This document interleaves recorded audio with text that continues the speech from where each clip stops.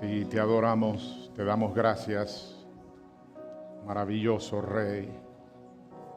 Una sus bellas palmas y dele aplausos de glorias a Él. Aleluya. Iglesia Bella, antes de sentarse, dígale dos frases al vecino de al lado. Dígale Altirá y Chalón, diga. Chalón, chalón, chalonzote. La paz del Señor te envuelva, te rodee, y Altirá es seguimos sin temor. ¿Cuántos están conmigo en esa propuesta? Sigo sin temor alguno. Altirá, sin temor alguno. Las palabras célebres del arcángel Gaby para María y para Zacarías, y es el recorder imperenne del Señor. 365 veces aparece el Altirá. Y si se te aparece en este transcurso de semana que hoy inicia un ángel del Señor, es sumamente requete seguro que el génesis o el comienzo del diálogo, de la tertulia, vendrá con un Altirá. No tengas temor, porque no importa lo que hemos crecido en madurez, siempre nos va a estremecer una experiencia angelical de una forma visible. Y ahí vendrá la seguridad de decirnos que no temamos. Cuando es un ángel de luz, cuando es de tiniebla, viene con otra onda. Pero bueno, qué bueno es estar aquí en esta mañana, 22 de febrero del 2026, 5786 en el calendario judío, en una temporada preciosa y maravillosa. ¿Sabe, Iglesia Bella? Y saludo a los que nos están mirando. Les bendecimos y auguramos en fe que sea una mañana de mucho frescor, del Ruach HaKodesh, que el Espíritu Santo sople viento fresco donde estén, igual que a la comunidad acá. ¿Sabe? Digo esto y lo voy a hacer rápido. A comienzo de año yo le decía al Señor que me indicara qué pasajes quería que yo lo considerara, que lo estudiara, lo inquiriera. Algo personal, y recuerdo que por primera vez, porque antes nunca se había dado la propuesta esta, y es que me dijo que leyera todo lo que tenía que ver con esa numeración, 26.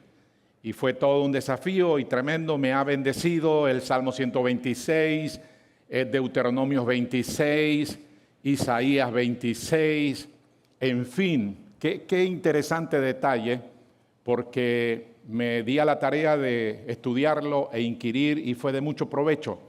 Pero para ser exacto, el primero fue el de Génesis, capítulo 26, y el día domingo pasado que hablábamos del patriarca Isaac, hablando de la fe de Isaac, una fe que bendice, una fe que habla bien, una fe que hace lo correcto, y se nos desafía que emulemos la fe de Isaac, una fe que se maneja de esa perspectiva para bendecir, para hablar bien. Por la fe, Isaac bendijo a su prole, a sus hijos, tocante a su futuro.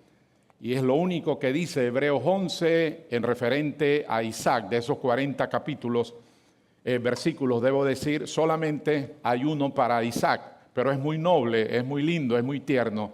Y quisiera que nos quedáramos por un momento con Isaac, y quisiera que viésemos por lo menos algo del capítulo 26 del libro de Génesis. Este capítulo data de 35 versículos, no lo vamos a mirar, es apasionante, es tremendo, porque ahora Isaac viene a la tierra de Gerar, donde hay unos amigos de su padre que eran príncipes, y él llega, y es interesante el Génesis del capítulo porque llega en un tiempo de hambruna, de sequía, y se arriesgó a creer que él iba a plantar semilla y iba a cosechar, y eso Dios lo vio con agrado, y entonces dice que cosechó al 100 por 1, fue prosperado enormemente y los aldeanos, los de ese territorio, le tuvieron envidia, etcétera, etcétera. Es interesante, pero el marco que quiero señalar, y si me pueden poner el título, es la imagen 1, porque yo hablé de esto un tanto al comienzo de año, quizás algunos lo recordarán, otros no, solo se lo reitero, y hablaba de pozos, decía que este año es un año para ver cómo hace Dios algo extraordinario en nuestra vida, donde se van a abrir pozos y también se reabrirán pozos antiguos. Y esto fue lo que hizo a Isaac. Así que hay un detalle, y es el texto áureo, pero exprésalo conmigo, diga, quitando la tierra de los pozos de mi herencia. Tóquese, diga, yo tengo pozos. Diga, igual que Isaac, tenemos pozos y es parte de nuestro paquete herencial, es nuestra herencia. Alabado sea el Señor, quitando la tierra de los pozos. Y esta traducción que escogí de adrede a propósito es porque tiene mucha significancia para esto que vamos a abordar. Es que algunos traductores dicen que esos pozos fueron cerrados a propósito de adrede, por envidia, por incomodez para el patriarca y su familia, y le echaron piedras.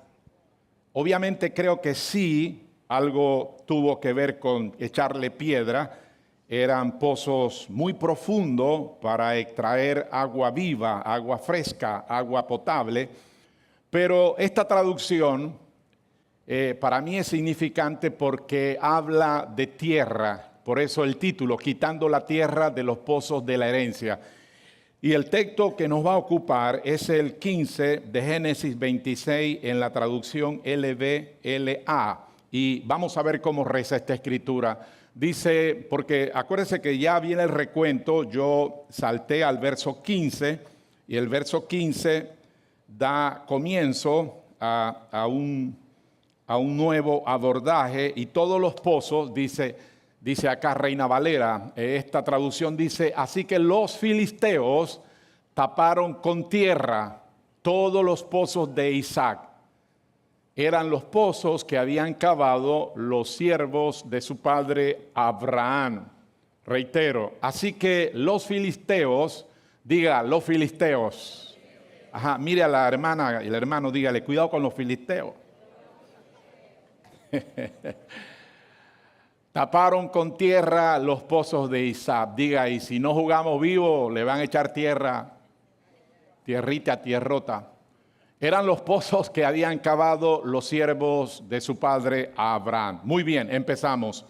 Imagen 3. Este capítulo 26 de Génesis habla de la llegada de Isaac a la tierra gobernada por los filisteos. Pero lo que resalta acá, y es lo que yo quiero abordar, es que habían tapado con tierra los pozos. Es importante, Iglesia Bella, ya que estos pozos representan propiedad. Diga conmigo propiedad. Propiedad. Ok, al cavar un pozo, básicamente se decía, soy dueño de este territorio, soy dueño de esta tierra, soy dueño de esta región. Y créamelo que así era. Cuando se excavaba un pozo, este era el mensaje que enviaba para todos los de esa región y de esos territorios vastos. Era, soy dueño de este territorio, soy dueño de esta tierra, soy dueño de esta región. Así como cuando los animales en el campo, la gente de finca le pone un ferrete allí del apellido o algo para señalar que esos animales tienen una pertenencia. Bueno, eso era básicamente excavar un pozo. Ahora, y me da la imagen 4, por favor, porque aquí era donde quería llegar. Por eso lo tengo como una nota. Lo interesante es que la palabra filisteo proviene de una raíz que significa revolcarse, revolcarse. En el Nuevo Testamento esa frase se reitera 2 veces, revolcarse. Pero bien, vuelvo a leerlo. Por eso, porque la palabra filisteo, porque fueron ellos los que echaron tierra a estos pozos, esa raíz del nombre filisteo significa revolcarse, revolcarse. Quédese con eso porque es interesante para lo próximo. Pero antes de seguir hilando sobre esto, de los pozos y la tierra que le echaron los filisteos, en este tiempo, imagen 5, o en esta temporada, estamos nosotros como hijos e hijas de Él experimentando, llamémosle despertares, otros le llaman avivamiento o siendo avivados por Él, un despertar, un soplo de Él en nuestra vida que está trayendo resultados maravillosos, hermosos, preciosos. Así que estamos como casa, como familia, y yo puedo testimoniar en lo personal que sí, eso es lo que ha habido desde el año pasado, un despertar, un resurgir, un avivamiento y que produce o está produciendo un celo por Yahweh. Y esto para mí es muy categórico. He estado viendo promesas suyas en pleno cumplimiento para mi persona, para mi familia, mi linaje, para la iglesia. Hemos escuchado testimonio y a propósito hemos escuchado testimonio en estos servicios pasados acerca de eso, de ver cumpliendo las promesas del Señor en la vida nuestra, viendo su gracia, bondad a diestra y siniestra en gran avance. Diga conmigo, en gran avance. Esa imagen, Iglesia Bella, es real, es verdadera, un gran avance. Entonces, por eso hay una antítesis, hay otra cara de la moneda, de la realidad. Es como lo que decíamos de Isaías 60, hay tinieblas, hay oscuridad en el planeta Tierra, muy hostiles, se sube la intensificación de esas dos cosas, oscuridad y tiniebla, pero por otro lado, la gloria de Él en nuestras vidas es poderosa, es fuerte, es extraordinaria, como nunca en siglos pasados a la iglesia ha experimentado. Entonces, deme la imagen 6, y este es el otro lado, el enemigo intentando de echar tierra en nuestros pozos, intentando que nos revolquemos en nosotros mismos diciendo, voy a volver a leer desde el comienzo, quiero que se concentre en esa imagen por el Señor, por favor. Pero por otro lado, el enemigo intentando echar tierra en nuestros pozos, intentando que nos revolquemos en nosotros mismos. Reitero, intentando que nos revolquemos en nosotros mismos diciendo, nadie me ama, el Señor me ha abandonado, sus promesas no se cumplen ni se cumplirán. Yo creo que por fe voy a decir que eso se escucha en otras latitudes, no acá. No acá. Mire que está sola iglesia, eso no acá pasa. Nadie me ama.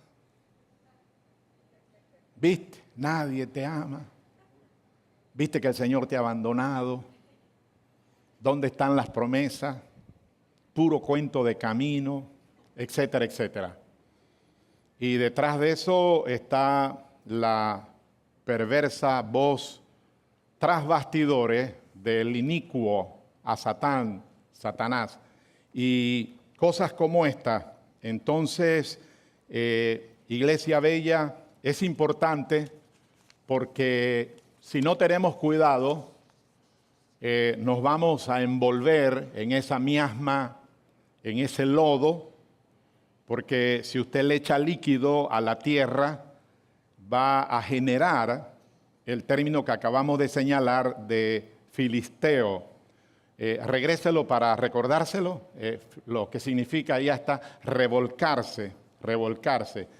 Y Pedro usa esa imagen, y creo que Santiago también, Pedro dice que tengamos cuidado, no sea que nos pase como el can o el perro. Dice Proverbio también que regresa al vómito que ha expulsado para volvérselo a comer. O Pedro también dice que o la chancha, el cerdo, la cerda que está limpia, y entonces después de estar un tanto limpia va y se revuelca, se revuelca, ese es el término que usa Pedro, y se ensucia otra vez. Y Pedro hace uso a una,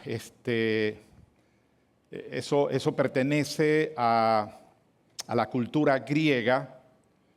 Es una historia que los griegos manejaban, no es realidad, es simplemente una especie de parábola, porque los griegos, igual que los turcos en aquella época, esta gente crearon por primera vez los famosos baños turcos, que todavía se conocen. Eran baños en ciudades.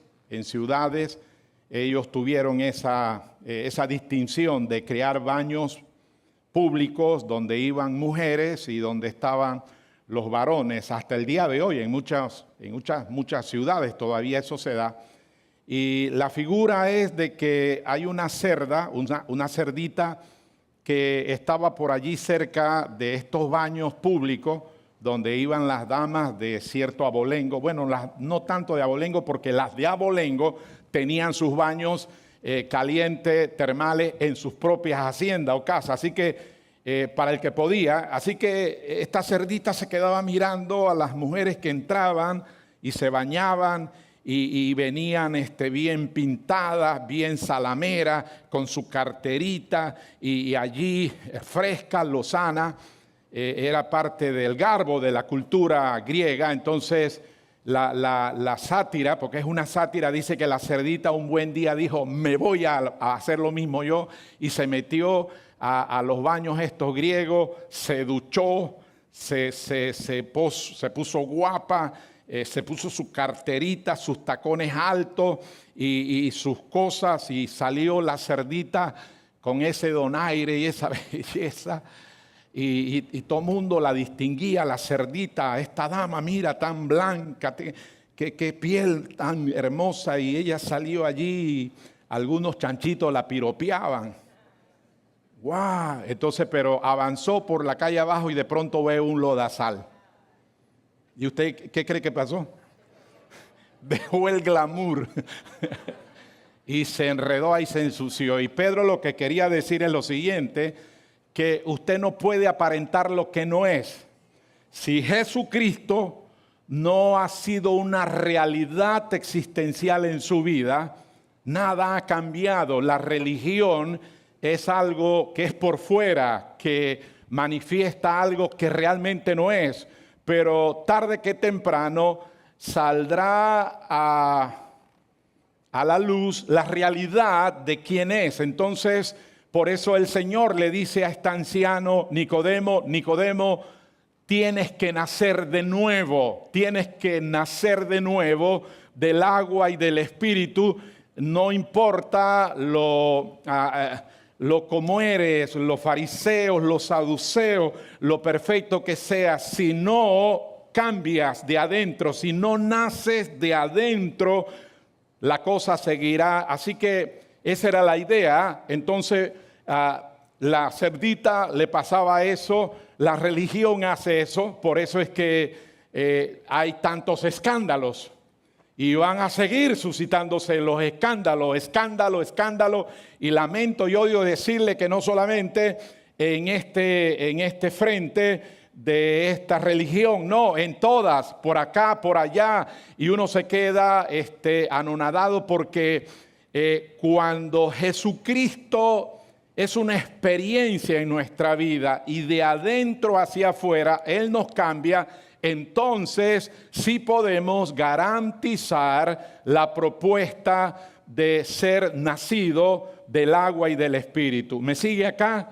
Entonces, pero tenemos que tener cuidado con eso y tener mucho cuidado. Por favor, la imagen 7. La imagen 7. Escuche, Iglesia Bella, esta mañana. No quiero adentrarme por el factor tiempo. Y la propuesta del cielo, la propuesta del Señor para nosotros hoy aquí en esta mañana bella, es simplemente que saquemos la tierra de sus pozos, saquemos la tierra de nuestros pozos. A ver, dígalo conmigo, diga, debo de sacar la tierra, diga, toda tierra de mis pozos. Ajá, saquen la tierra de sus pozos y vuelvan, el volver es importante, a cavar pozos, el pozo del primer amor. El primer amor. Tengo contra ti, le dice el Señor a la bella iglesia de Éfeso, que has perdido tu primer amor. Nada de lo que tienes supera a esta pérdida. Perdiste tu primer amor.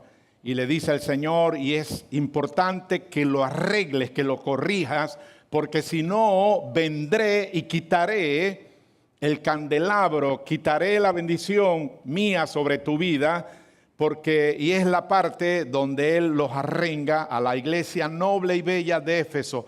Tengo contra ti que has perdido tu primer amor. Y este 22 de febrero el Señor quiere recordarnos que es imperativo, importante, no hay nada que supere en el tránsito de este año y en los meses a los cuales vamos a avanzar, que tengamos esto presente continuo, el saber que nada absolutamente sustituye, el andar en el primer amor. ¿Se entiende lo que es el primer amor? ¿Sí? El primer amor. Diga, el primer amor. El primer amor hace que tú ames al Señor y ames a tu prójimo. Ames a tu semejante. Los ames de verdad. O como dicen los latinos en Norteamérica, de a de veras. Los ames. El primer amor vuelve a cavar los pozos del celo por el Señor. Pero el celo correcto, no el celo que tenía Pablo, que mataba a cristianos, con un celo desenfocado religioso, un celo por el amor del Señor, celo, fervor, favor con Dios. Esos pozos hay que abrirlos. Y voy a terminar con esto. Páuteme Primera de Juan, capítulo 1. Hay un trozo escriturado y con esto voy a cerrar para que miremos esto y luego vamos a ver la última imagen. Escucha, iglesia, sé que esto lo ha leído usted muchísimas veces, pero esta es la ocasión para pensarlo con más reposo e inquirirlo. Juan escribe este noble trozo escritural del verso 5 al 9. Vamos a ver cómo dice.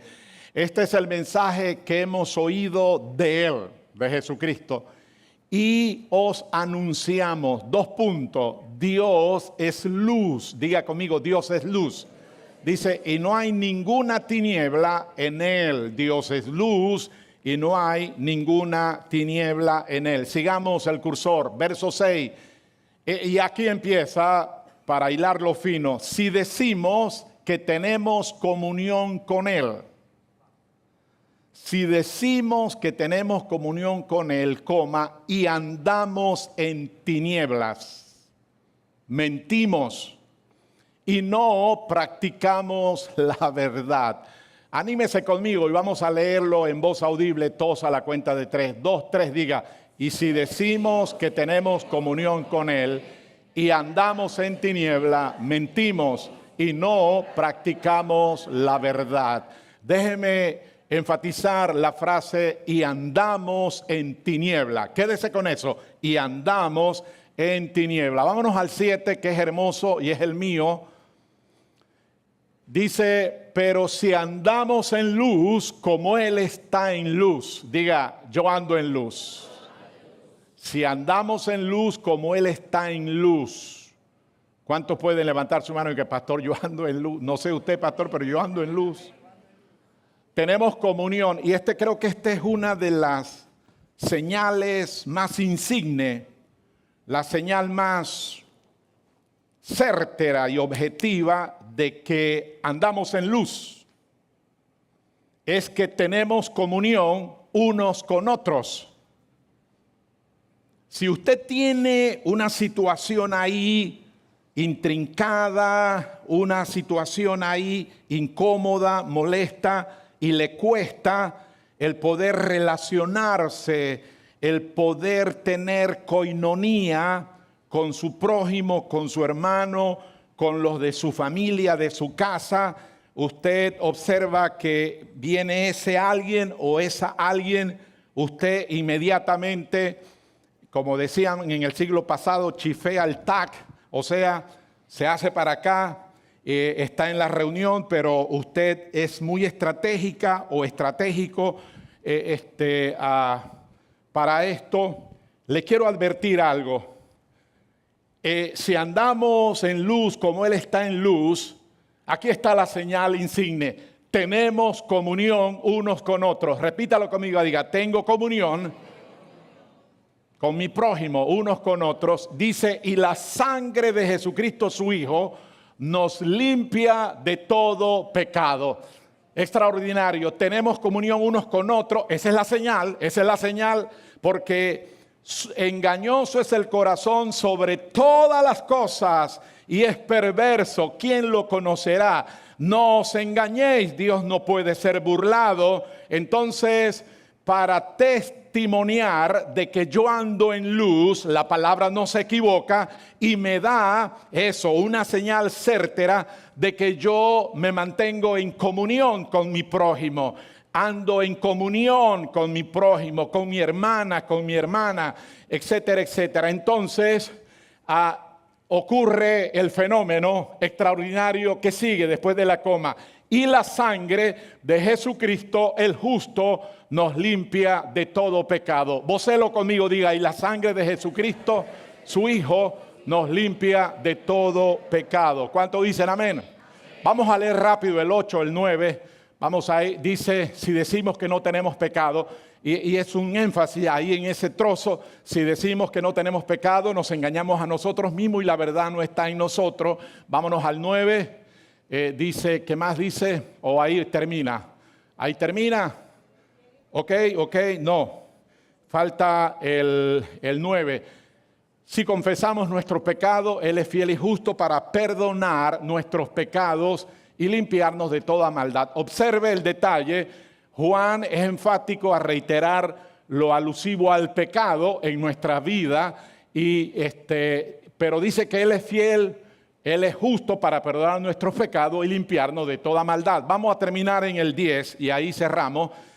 Si decimos que no hemos pecado, observe otra vez la reiteración.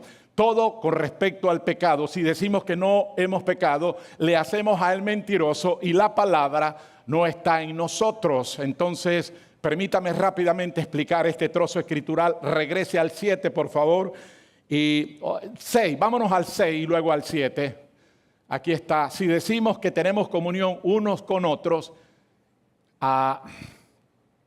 si decimos que tenemos comunión con Él, y andamos en tiniebla, mentimos y no practicamos la verdad. La pregunta es, si se la hice al Señor y ahora se la comparto. Yo le decía, Padre, que el Espíritu de Cristo me revele lo que dice acá Juan, y andamos en tiniebla. ¿Qué es andar en tiniebla? Porque si lo da cuenta, Juan dice que cometimos el yerro de pecar, y pecar es errar al blanco, hacer lo incorrecto, lo indebido. Dice, si decimos que tenemos comunión con Él y andamos en tiniebla, mentimos. Entonces, ¿qué es andar en tiniebla? Tome nota de esto, le va a ayudar enormemente. Andar en tiniebla significa vivir habitualmente en pecado. Andar en tinieblas significa vivir habitualmente en pecado, desobediencia o error, mientras se afirma, por otra parte, falsamente tener comunión con Dios. Lo vuelvo a leer. Andar en tinieblas significa vivir habitualmente en pecado, desobediencia o error, mientras yo afirmo falsamente tener comunión con Dios. Y es importante esto que tengo aquí en esta nota. Importante, es un estilo de vida. Andar en tiniebla es un estilo de vida, lo que soslaya Juan acá, no un desliz, no un desliz. No se refiere a un pecado ocasional, sino a un comportamiento habitual, y continuo en la oscuridad. Reitero, andar en tiniebla es un estilo de vida, no es un desliz. No se refiere a un pecado ocasional, sino a un comportamiento habitual y continuo en la oscuridad. El peligro que se corre usted, nosotros y este servidor es caer, no en la gracia, porque no tiene nada que ver, o sea, pecaste, hiciste lo incorrecto, eso no es caer de la gracia, eso es errar al blanco, eso se llama pecado. Eso se llama no hacer lo correcto, pero no es que te caíste de la gracia. Que caes de la gracia cuando sustituye la justicia que fue imputada en virtud de lo que hizo Él en la cruz del Calvario, y usted empieza a caminarse, a tejer un estilo de vida para justificarse basado en sus obras, eso es caerse de la gracia. Pero pecar acá no es caerse de la gracia, andar en tiniebla. Entonces, no es un pecado ocasional, por eso él siempre reitera, por ejemplo, el verso 7, pero si andamos en luz como Él está en luz, tenemos comunión unos con otros, y la sangre de Jesucristo su Hijo nos limpia de todo pecado. Si decimos que no tenemos pecado, nos engañamos a nosotros mismos y la verdad no está en nosotros. Y es reiterativo, pero Juan está hablando acá de desviarse, de caer en una falta, en un pecado, vamos a llamarlo ocasional. Pero yo me corro el riesgo si esto lo vuelve una costumbre. Por eso Pablo dice, todo me es lícito, pero no todo me conviene. Porque hacerlo una vez, disculparme con el Señor, pedirle perdón al Señor, puede traer que a la larga se haga una factura, se facture algo indebido, y usted termina con un estilo de vida. Usted termina andando en tinieblas, como dice el texto. Entonces, vivir habitualmente en pecado, en desobediencia o error, mientras se afirma falsamente a tener comunión con Dios. Y creo que eso es lo que tiene que ver con muchos predicadores y maestros de la Biblia que hablan de andar con una doble agenda. A ver, ¿estoy comunicando acá? ¿Me sigue? Sí, ok, escúcheme. Véngase para acá, salmista. Me preparan las mesas para participar. Verso 7, deme el 7. Pero si andamos en luz, levante su mano bendecida, diga, yo por gracia ando en luz, diga. Vamos, dígalo, yo por gracia ando en luz. Ajá, dice, como Él está en luz, tenemos comunión unos con otros. Y aquí viene el texto súper, mega, hiper extraordinario. Si esta frase se castra de este nuevo pacto, de esta parte de la Biblia, si esa frase es castrada, quitada, borrada y le hacemos delete, estamos en un problema sumamente serio. No obstante, Juan, por el Espíritu, el amado, dijo, y la sangre de Jesucristo, su Hijo, nos limpia de todo pecado. A ver, dígalo conmigo, diga, y la sangre, vamos, te quiero oír, diga, y la sangre de Jesucristo su Hijo nos limpia de todo pecado. Atento acá. Si usted va al original griego de ese texto, porque fue en griego que se escribió el Nuevo Testamento, ese verbo está juzgado en un presente continuo. Diga conmigo, presente continuo. Por eso Romanos 8:1 dice, de modo que si alguno está en Cristo, ¿puedo ver su mano? No hay condenación, diga, no hay condenación para los que ahora están en Cristo Jesús. ¿Usted está conectado a ese ahora? ¿Sí? Para los que ahora están en Cristo Jesús no hay condenación. ¿Sabe por qué? Por esto que dice Juan. Y la sangre de Jesucristo su Hijo nos limpia de todo pecado. Por eso él ha estado hablando en ese párrafo del 5, hablando del pecado. Y él dice, podemos ser limpiados, podemos ser borrados. Eso no es un estilo de vida en oscuridad. Es un desliz que te puede ocurrir y seguro que sí, lamento decirlo. Pero él dice, hay un arreglo, hay una corrección. La sangre de su Hijo nos limpia de todo pecado. Se lo voy a poner de esta manera. Cuando usted hizo a Jesucristo el Señor de su vida, y ahí por su gracia usted se ha indirgado para vivir tal como la palabra, especialmente en el Nuevo Testamento, dice acerca de nosotros en nuestro estilo de vida. Cuando eso es cierto en su vida y en mi vida, hay una especie, voy a usar esta imagen, como una ducha que está abierta forever. Una ducha abierta.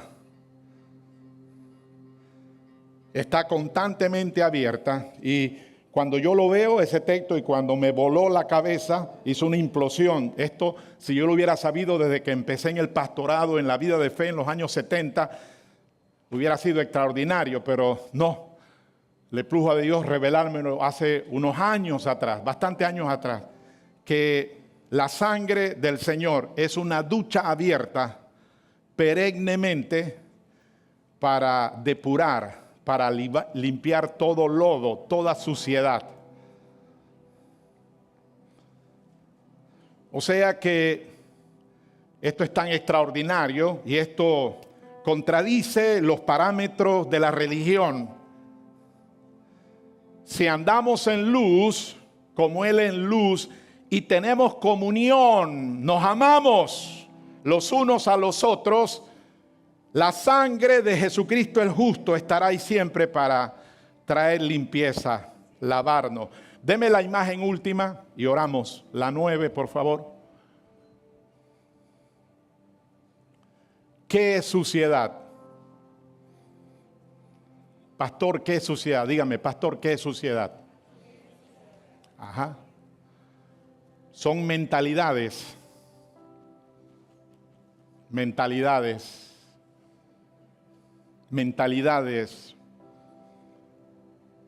En ese conglomerado de mentalidades está el factor trauma. La trauma, decía un predicador. El trauma. Mentalidades, el miedo, mentalidades, el dolor. Y esta última la hice más elevada, la falta de perdón, mentalidades. Son todas las cosas estas que nos hacen estancarnos. Diga, estancarme, estancarte. Y Dios quiere ayudarte a salir de ese estancamiento este año para que ríos de agua viva fluyan dentro de ti, porque están dentro de ti. Solo que hay que ahondar, porque el Señor dice, el que cree en mí, como dice la Escritura, no como dice el teólogo fulano de tal, no como dice el fariseo fulano de tal, el escriba, el rabino, el pastor, el apóstol, etcétera, etcétera. El que cree en mí, como dice la Escritura y especialmente el Nuevo Testamento, porque los evangelios son escritura intermedia, pero siguen siendo Antiguo Testamento. El Señor dijo, y explicó varias cosas, parábolas acerca de el perdonar. Y él dice, si no perdonas a tu semejante, tampoco a ti se te perdonará. ¿Ha leído eso, verdad que sí? A ver, ¿lo ha leído o no lo ha leído? Exactamente. Pues tengo noticia, aunque Cristo lo dijo, ya eso no, hágale delete, bórrelo. La propuesta no es que si yo no perdono, Dios no me perdona. Ya eso caducó con la muerte, resurrección y ascensión de Jesucristo. Por eso Pablo dice, Pablo dice, hijitos, perdonen, así como Cristo les ha perdonado. Ya no es la cosa de que si yo no perdono, no se me perdonará. No, eso cambió. Ahora ya he sido perdonado. Toque se diga, ya he sido perdonado. Por lo tanto, lo que se requiere de ti y de mí es que usted aplique lo que usted tiene. El amor del Padre ha sido derramado en abundancia porque Él no da las cosas por medida, Él las da inmensamente. Así que también haga delete a ese, Señor, dame más amor. ¿Cuántos están en Cristo? Todo el amor lo tiene. Mi china bella, mi chino bello. El amor de Dios ha sido derramado en nuestros corazones. Así está escrito. Entonces, de ese amor que yo estoy disfrutando, debo de amar a mi prójimo, a mi semejante, comunión los unos con los otros. Entonces, mentalidades, el trauma, el miedo, el dolor y la falta de perdón. Hannah y yo tuvimos la experiencia de estar en Cochabamba, Bolivia, y Hannah le habló, esa fue una de las, creo que la única pérdida que tuvimos, de una madre de 4 niños que tuvo un cáncer virulento en su vagina, tenía 4 bebés, el marido de ella, un hombre perverso, terriblemente perverso, cuando se dio cuenta de que tenía cáncer en el mercado negro en año 85, ¿sabe lo que hizo? Vendió sus hijos a una red brasileira que traficaba niños para Europa, y lo descubrieron y la señora se dio cuenta y ella le tenía un resentimiento. Un hombre perverso, se sentaba, compraba un pollo asado, los niños se sentaban y ni siquiera los huesos le daba. Terrible, lo conocimos. Ella, Hannah, se le acercó y le dice, voy a usar un nombre hipotético, María, mira, es importante esto, María, que tú con tu boca perdones a él. Es malo, es perverso y todo, pero perdónalo. No es que si te recuperas, si te renuevas tu vida y vas a vivir con él, no, simplemente perdónalo. María, y ella estaba entre la vida y la muerte jadeando. ¿Y sabe lo que hizo María? Hizo un esfuerzo enorme y le dio la espalda a mi esposa. Era entendible el mensaje. No, si es por perdonar, me voy para el infierno. La falta de perdón tiene frenado a muchos estacionados. Y la gracia y los ríos avanzando, pero la falta de perdón es una fortaleza. Por eso sea pronto para pedir perdón. Ya voy a levantar la disciplina. Vamos a cantar, ¿sí? Póngase de pie. Falta de perdón. Pastor, yo estoy bien. Yo no tengo problema con eso, pastor. Ay. Por la purísima gracia del Señor, en este negocio de pastorear, caminamos para 50 años. Y he visto mucha agua pasar debajo del puente. Algunos prefieren irse. Algunos prefieren echar por tierra su relación matrimonial antes que perdonar al cónyuge por su desliz. Sí, hubo un desliz. Hubo un desliz, caramba, qué desgracia, qué terrible, qué horroroso. pero fue un desliz, no era que cohabitaba. Y ella puede extender misericordia, él puede extender amor y perdón, pero eso es demasiado para su orgullo. Cante, sí, cante. ¿Y sabe qué? Prefiero divorciarme y tener los hijos creciendo en una vida familiar no correcta por la falta de perdón. La falta de perdón, una mentalidad que bien quiera el Espíritu de Cristo traer un renuevo de esas mentalidades, de dejar el pánico, dejar todo eso.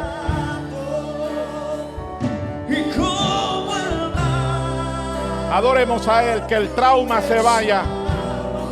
No puedes caminar, mujer traumada.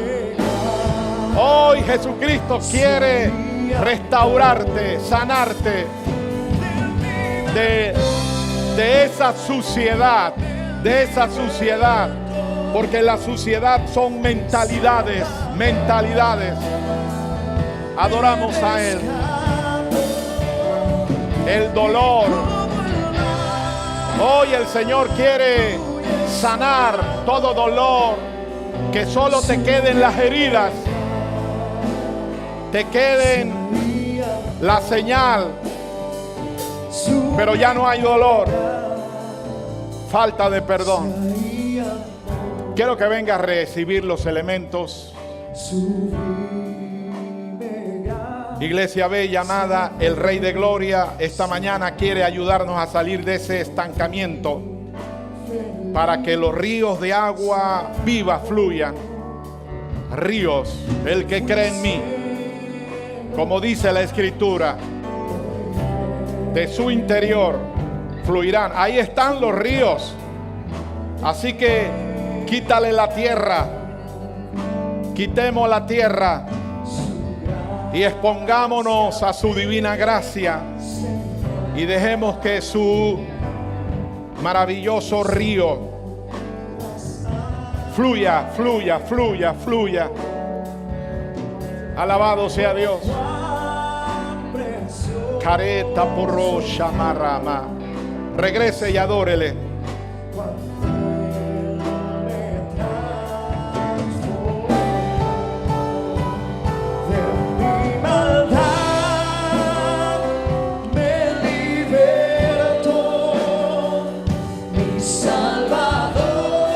Saca la tierra, Señor, saca toda tierra, toda tierra. Sácala, Señor. Saca la tierra que los filisteos, los adversarios nuestros, quieren usarla para echarle a nuestros pozos, que son pozos de agua de vida. Saca la tierra, la sacamos contigo, sacamos la tierra, porque ya no vivo yo, ya no vive el viejo Adán, ya no vive el viejo Adán con todas sus marrumianzas, con toda su marrumancha. Ya no vivo yo, el viejo Adán. Señor, que la psicología nos ayude para ayudar a nuestro semejante, a nuestro hermano, pero que la psicología no venga a emparchar al viejo Adán. Tú no pones parche, Señor. El que está en Cristo, nueva criatura es. Él viene no para emparchar y poner venda. Lastimosamente, eso es lo que hace la educación, los sistemas humanos. Ayudan y agradecemos su inmensa ayuda que hacen, pero Cristo no hace eso. La revelación de la gracia de Jesucristo, cuando lees a Pablo en Romanos, en Gálatas, en Efesios, la propuesta es que al viejo Adán hay que crucificarlo, hay que hacerlo morir, para que el nuevo Adán, que es Jesucristo, se haga una realidad hasta que Cristo sea perfeccionado en nosotros. Esa es la instrucción del sagrado libro del Nuevo Testamento. Alabamos tu nombre. Señor, presentamos estos elementos delante de ti y los santificamos en el glorioso nombre de Jesucristo. Amén. Míreme acá. Vamos a hacer una declaración. Por ahí en la red escuché a alguien que dijo, haciendo una advertencia de que tuvieran cuidado aquellos que son muy prontos para oficiar este sacramento, porque si no se tiene cuidado, juicio y comen para sí y hay muchos enfermos. Eso me lo sé. Y Pablo solamente le escribió a la iglesia de Corintio ese detalle, no se lo escribió a la iglesia de Gálatas, de Éfeso, de Tesalónica, de Filipenses, etcétera, etcétera, etcétera. A la iglesia de Jerusalén, a la iglesia de Etiopía, a ninguna, solamente a Gálatas.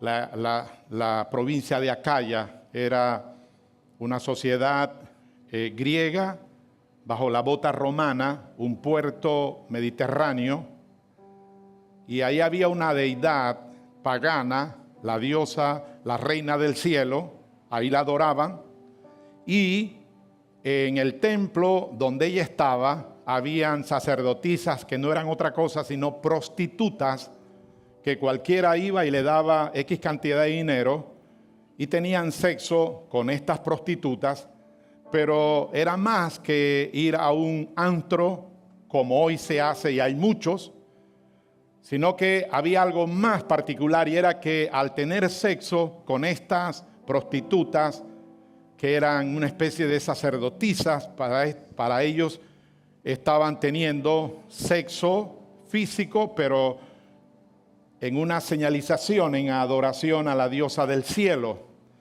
Y era una sociedad muy promiscua, era muy desenfrenada. Algunos teólogos han dicho que Corintio era la versión de hoy de lo que es Las Vegas. Y yo le decía a un pastor de la casa, le decía, mira, yo estoy de acuerdo si esa señalización me está hablando de Las Vegas del siglo pasado. En el siglo pasado yo he ido con mi esposa, hemos pasado por Las Vegas. Ahora este año hemos ido 2 veces pasando por Las Vegas para ir a Arizona, y Las Vegas es otra cosa. Hay un crecimiento inusual, extraordinario de la iglesia del Señor e iglesias que están en un avivamiento extraordinario, maravilloso, y no es igual Las Vegas del siglo pasado a Las Vegas de ahora. Cualquiera diría, bueno, pero es que hay casino y todo. Bueno, aquí en Panamá capital hay casino en cada esquina. Y amo esta ciudad y amo esta nación, pero Panamá es una ciudad muy cosmopolita, pero es una ciudad muy inclinada a las fiestas. Pero quiero preguntar, porque vamos a lavarnos con la sangre, pero ¿alguien aquí anoche o para los carnavales copuló con alguna prostituta que adora? No levante la mano, no levante la mano. Y Pablo, entonces, el ágape o la fiesta que hacían, al final de todo, participaban de la cena del Señor, pero usted no tiene que ir allá al Medio Oriente, usted tiene que ir a Europa y se va a dar cuenta que las bebidas espirituosas son naturales para un español, para un portugués, para un italiano, porque el agua no es tan saludable, entonces toman mucho vino.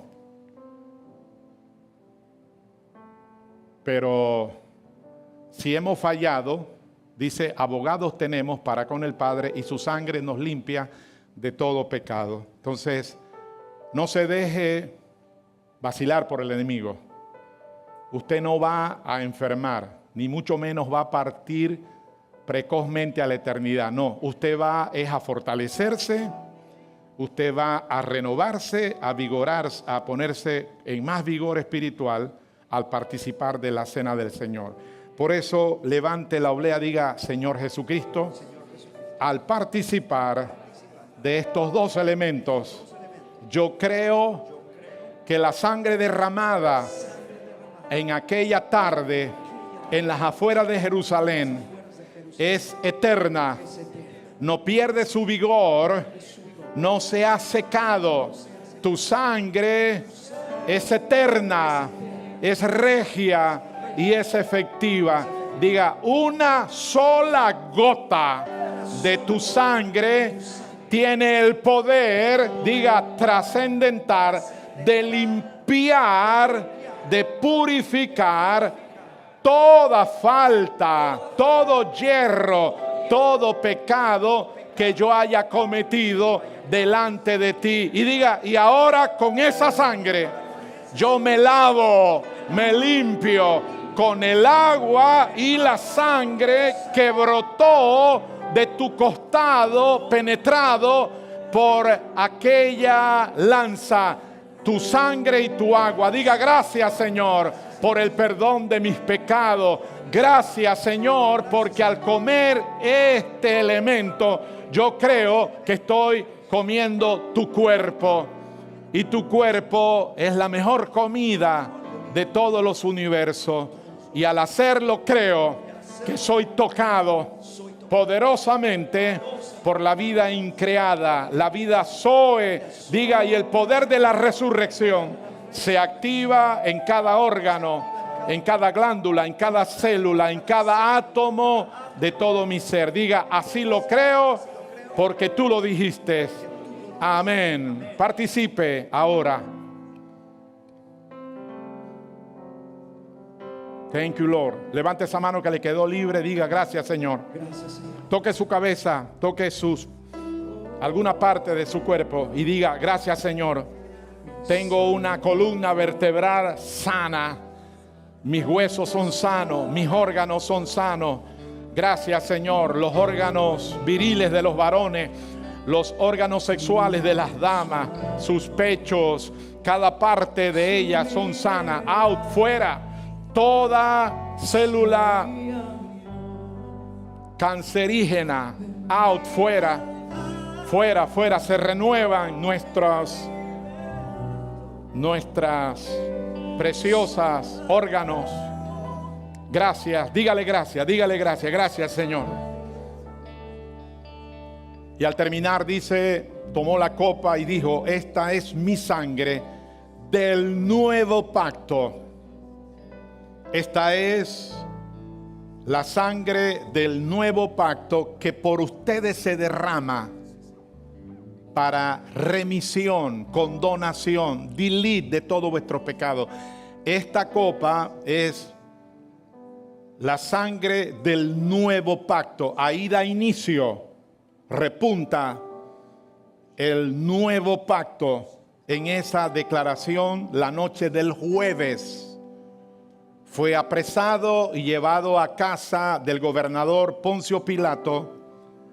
Lo estuvieron golpeando, azotándolo de una manera brutal.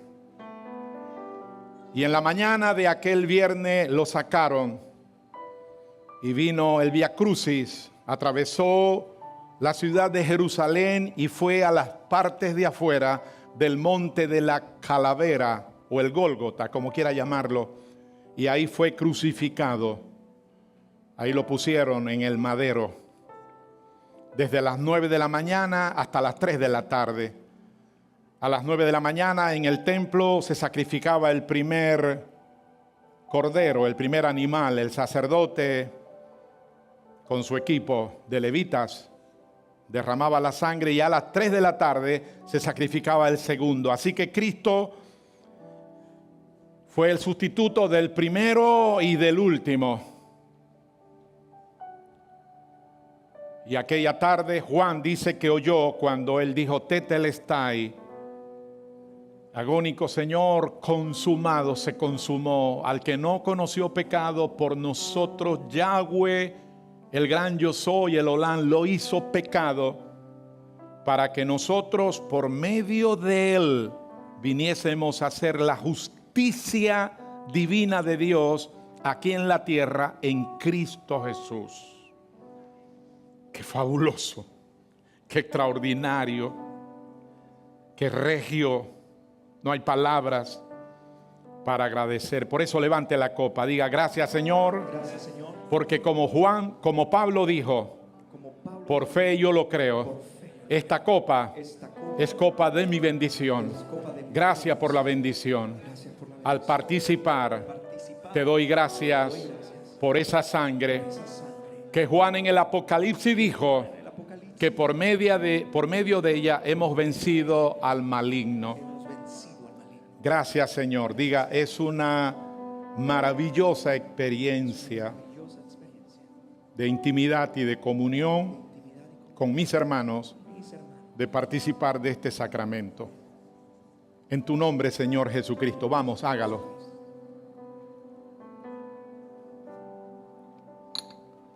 Cantamos un momento. Quédese con el vaso. Es desechable. No se mueva. Levante su mano. Adórele.